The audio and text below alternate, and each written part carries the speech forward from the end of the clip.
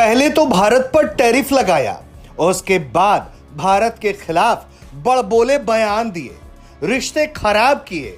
लेकिन जैसे ही भारत ने अब अपना दांवपेच शुरू किया तो अमेरिका के भी होश फाख्ता होने लगे। अमेरिका परेशान होने लगा कि भारत अब चीन से रिश्ते सुधार लेगा तो फिर उसे कौन पूछेगा। जी हां, यही वजह है कि अब अमेरिका ने वापस से भारत के लिए फील्डिंग करनी शुरू कर दी है, जिसके तहत वो भारत को अपना जरूरी साथी बता रहा है। ट्रंप और उसके टैरिफ की कहानियों पर, और सबसे बड़ी कहानी यह है कि अब ट्रंप के संगी साथी, ट्रंप के कैबिनेट मेंबर्स ये कह रहे हैं कि नहीं, आप यू डोंट वरी, सब ठीक हो जाएगा।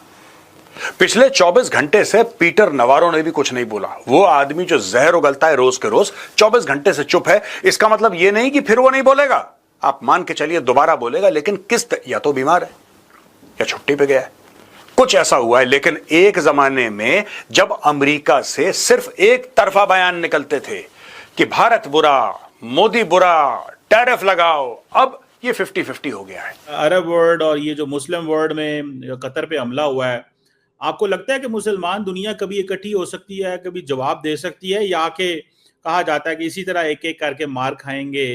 What do you make of that, doctor साहब?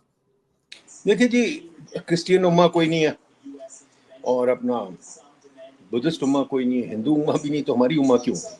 इस्लाम एक रिलीजन है, हम ला इलाहा मोहम्मद रसूलुल्लाह पढ़ने वाले लोग हैं, हम मानते हैं इस्लाम को, हमारा रिलीजन है, हमारा ईमान है, बिल्कुल ठीक है। पर ये कहना कि उम्मा बन जाएगी, एक रियासत बन जाएगी, वो हो नहीं सकता है।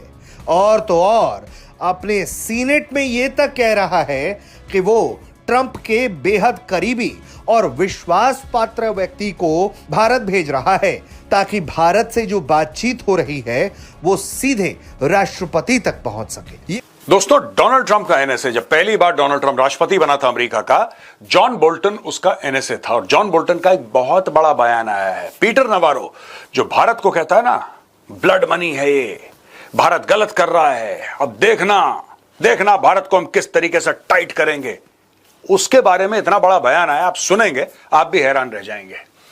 Peter Navarro tried to start fight between Trump PM Modi, ex US NSA. ये कह रहा है कि पीटर नवारो, ये अंकल, इसने एक्चुअली ट्रंप और मोदी जी के बीच में लड़ाई शुरू करने की पूरी कोशिश करी। अपना रिलीजन अपनी जगह जरूर है, हम मुसलमान जरूर हैं, पर यह कहना कि बंगाली मुसलमान और मलेशियन मुसलमान और पाकिस्तानी मुसलमान मिल के इकट्ठे हो जाए, मुश्किल है। हिस्ट्री ने प्रूव कर दिया वो नहीं होगा, तो उसको आप छोड़ ही दें। बाकी रह गई बात इसराइल की। इसराइल ने तो बहुत शर्मिंदा किया हम लोगों को, बहुत हमें जलील किया। मैं मुसलमानों की बात कर रहा हूँ, खासतौर पे अरबों के पास तो कुछ भी नहीं, इसराइल से वो लड़ नहीं सकते, ना उनमें हिम्मत है ना उनमें जान है, बल्कि उल्टा अमेरिका को पैसे देते हैं, उल्टा इसराइल के साथ जाके हाथ जोड़ते हैं। तो अब उसका क्या किया जा सकता है? दोस्तों, अमेरिका अब धीरे धीरे अपनी लाइन पर आ चुका है, पटरी पर चढ़ने लगा है, जो कि एक टाइम पर भारत को पूरी तरीके से दुश्मन की निगाह से देख रहा था। भारत पर टैरिफ क्या, और अपने सारे मंत्रियों को बोलकर भारत के बारे में जितना हो सके उतने अपशब्द भी निकाले गए, भारत में कास्टिज्म भी किया गया, भारत को, भारत के पीएम को, भारतीय लोगों को जितना सता सकते थे उतना सताया गया, पर फिर भी भारत झुका नहीं।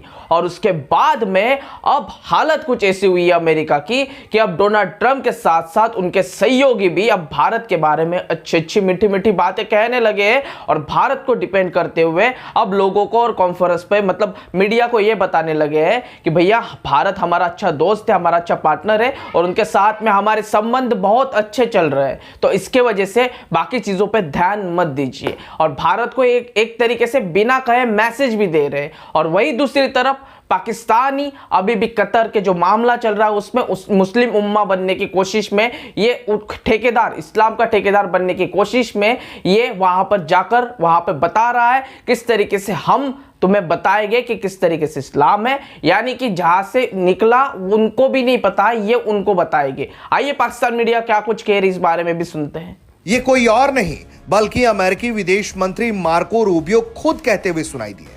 फॉरेन रिलेशंस के सीनेट कमेटी के सामने अपने भारत के होने वाले राजदूत का परिचय देते हुए मार्को रूबियो ने भारत को बहुत जरूरी बताया है। मार्को रूबियो का कहना है कि 21वीं सदी की कहानी इंडो पैसिफिक क्षेत्र में लिखी जाएगी और भारत इसके केंद्र में है। 21st century, the story is going to be written in the Indo-Pacific. In fact, it's so important we've actually changed the name of the combatant command to the Indo-Pacific. India is at the core of that. And we are in a period of extraordinary transition in that relationship with India. We've got some really important issues coming up that we need to work with them on and work through on that implicate what's happening from Ukraine, but also implicate what's happening in the region. But is very, very close to the president, has the president's confidence. And I can tell you that when you interact with these countries, in fact, I've already seen it. When you interact with these countries, having a representative in a place like India that has direct access to the Oval Office, to the president, and who they know can get things done both in the administration and through the Oval Office is critically important. And I don't know of anyone out there that's better positioned. सुन लिया आपने किस तरह से अमेरिकी विदेश मंत्री Marco Rubio बार बार ये कह रहे हैं कि भारत उनके लिए जरूरी है और ट्रंप के बेहद विश्वसनीय व्यक्ति का वहां होना इससे भी ज्यादा जरूरी है। अमेरिका पहले तो भारत को आंखें दिखा रहा था, लेकिन जब भारत डगमगाया नहीं, घबराया नहीं, तो अब अमेरिका वापस से अपने बोल बदलने लगा है, भारत के लिए मीठी मीठी बातें करने लगा है।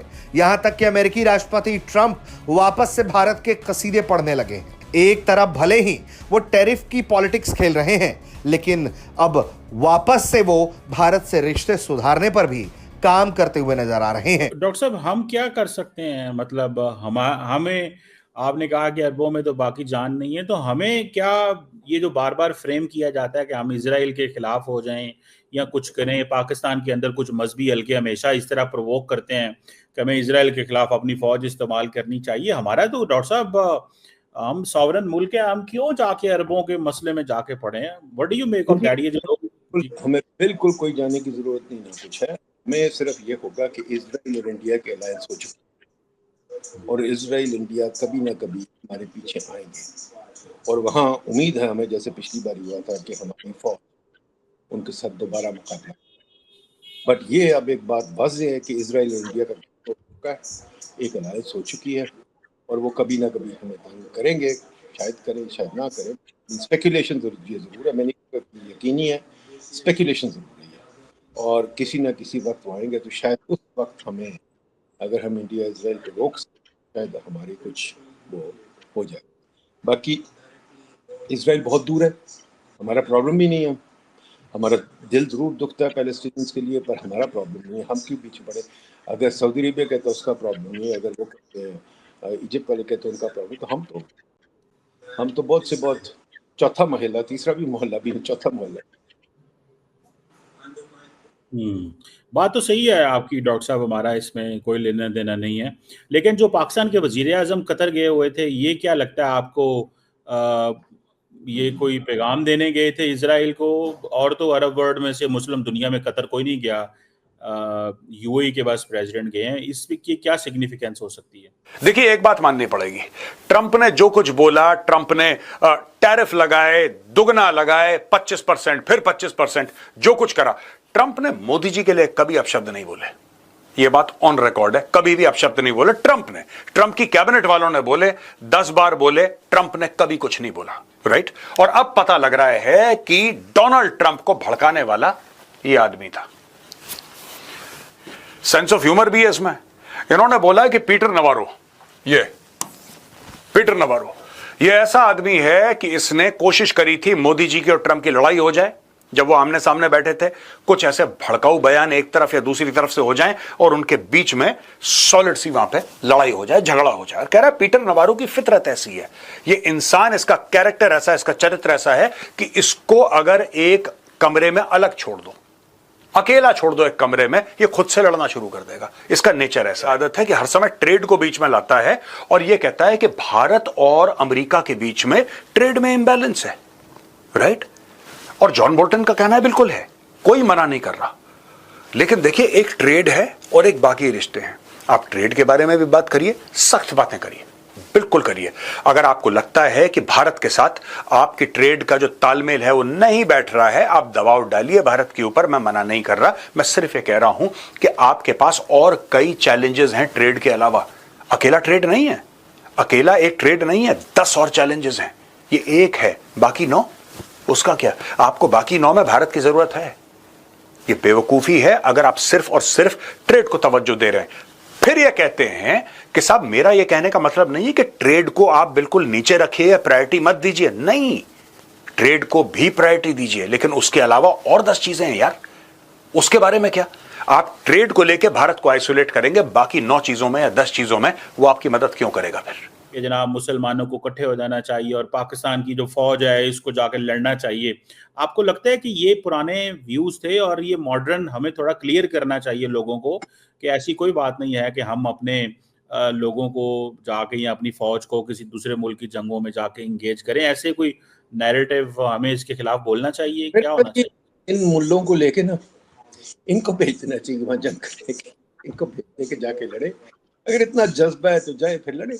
मेरा ख्याल है ये लुनेटिक फ्रेंचेस हर मुल्क में होती हैं, बोलते रहे, हमें इनको ज़्यादा भा नहीं देना। ये लोग मतलब इनका काम है ऐसी चीज़ें करना, इनका काम है ये इनकी पॉलिटिकल कंस्टिट्यूएंसी इसी से ये बात करते हैं। आई थिंक कि हमारी फौज में ज़्यादा अकल है, वो इस किस्म की बेवकूफ़ नहीं करेंगे। इतनी देर से हम अलग रहे हैं, हम देखते रहे हैं, बीच में रहे हैं। और एक और भी चीज़ है कि क्वाइट फ्रैंकली अगर आप देखें तो अरब मुल्क ये कोई नहीं कि हमारी बहुत इज्जत करता है, वो तो हमें पाकिस्तानी कहते हैं, हमें काफ़ी बुरी तरह ट्रीट भी करते हैं। तो हम एज आई सेड कि हम चौथे महल्ले जाके क्यों लड़ेंगे, हमारा कोई काम नहीं है उसमें।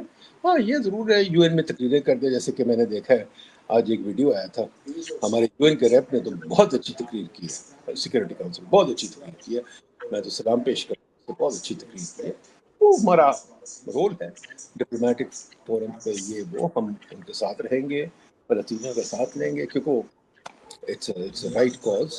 बट कॉज का साथ लेना और कॉज के लिए लड़ना और चीज़, दो मुख्तलिफ चीज़ें। आपको तो पता है, आप इसमें काम ज़्यादा करते हैं मेरे से, वो 2 मुख्तलिफ चीज़ें, हम उनको मिक्स नहीं करना चाहिए हमें। अब अमेरिका के बड़े बड़े जो पुराने लोग थे वो अब कह रहे हैं कि भारत से फिर से रिश्ते ठीक हो सकते हैं और बहुत जल्दी यही मौका है कि अभी से अगर भारत को मनाया जाए तो कहीं ना कहीं भारत फिर से एक बार, माना कि वैसा विश्वास नहीं रख सकता, पर यह बात भी मानने वाली है कि पाकिस्तान को छोड़कर चाइना भारत के रिक्वेस्ट मिन्नतें करने पे उतर आया था जब अमेरिका के साथ में भिड़न हुई थी। सोच के देखिए दोस्तों, और अब जब चाइना और भारत थोड़ा सा करीब नहीं आए, उतने में अमेरिका को अब फटने लगी और अमेरिका ये कह रहा है कि अब नहीं, ये पूरी तरीके से पास आने से पहले ही हमें भारत को अपने तरफ ही रखना है। तो सोच के देखिए, ये भारत की हैसियत है, ये भारत की औकात है। और पाकिस्तानी कहते हैं कि भारत को क्या ही करता है, हम तो देखिए, हम तो अमेरिका को भी संभाल रहे, चाइना को भी संभाल रहे। अरे यार, एक पार्टनर बनकर साथ में चलना और कटोरा लेकर जमीन में घुटनों के बल बैठकर भीख मांगना, इसमें फर्क होता है पाकिस्तानी।